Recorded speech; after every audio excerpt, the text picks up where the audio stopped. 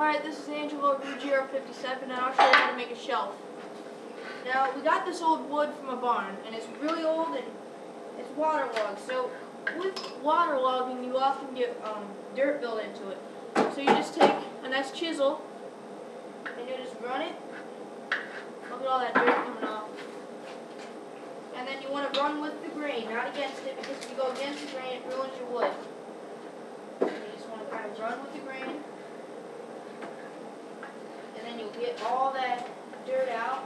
And of course you can just blow it out. And it's on your shop floor, you just clean it with a broom. That's how it's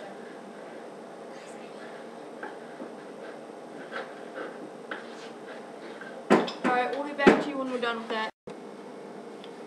As you can see, I got a lot of dirt off. It's a lot.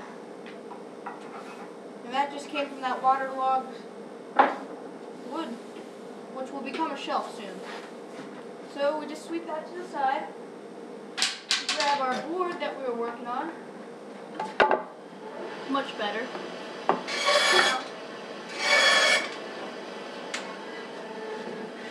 You just want to take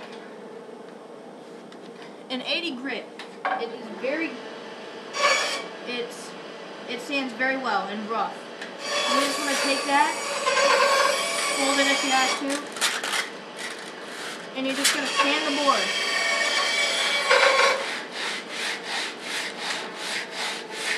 Yeah, you get the point. You just sand it until everything's even. Alright, here's the finished product. Much cleaner. And this little pile right here, that is all just sawdust and dirt. And we're just going to sweep that aside. And next, you just want to take a nice, very finer piece of sandpaper than this, and you just want to go down the line sandpaper-wise. Here, I got this 60 grit stuff I should have been using, but now I'm moving down to a 120, much lower. And you just want to run that over and get it nice and soft, and then you take like maybe a 200 grit if you have it, and then run that's the final piece. Alright, I sanded down and cut the wood to shape. This is very soft. And the next step is just to take a pencil, and on the edges, if you want to make a design of some sort, you just do that. So I'll make one and I'll show you. Alright.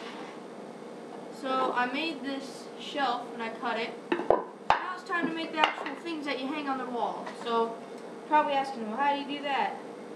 I'm about to show you how. You just take a piece that you think is wide enough. I just took another piece of the board I cut off, which is definitely wide enough. It's just the same thickness.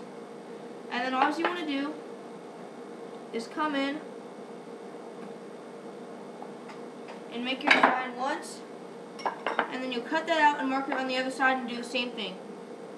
And you want to make sure that this is straight. It can't be crooked, or of course it won't hang right. So, bye. Alright, I cut my piece out that's going to be mounted. And all you're going to do is take that, put it on your board, and then trace. I've traced my second diagram out, and you just want to follow that exactly on the bandsaw or any kind of saw. Alright, since you got these pieces on, I cut them out, and they're almost identical. And so, just basically take these, you mark, and then that'll pretty much be where you put them, except I marked them wrong. So I'll go back, change it, and mark it right, and then you just want to take glue and spread it on the bottom evenly. Place that on and clamp it somehow. I got clamps, so that's going to be easy for me. And then I'm going to drill a hole through, and halfway through this board, and I'm just going to screw it in, a little screw, just to keep it firm. As you can see, I just took 2 clamps here, and it is gluing as we speak. And I'm going to get back to you when that's done. I'm probably going to work on something else for fun. Here's the finished product. I dyed it in walnut. And then I put a resin over it so it just stayed shiny. And it protected the satin. Okay, you didn't get to see me building it, but this is my shelf.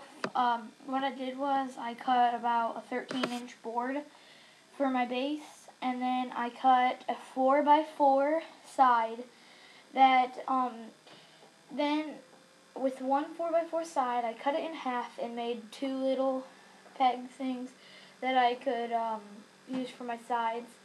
After I did that, I put, I don't know if you'll be able to see them, but where are they? Right there. Hooks for the walls. Then I painted it up with primer, and then when it dried, I painted it camouflage with a little bit of white.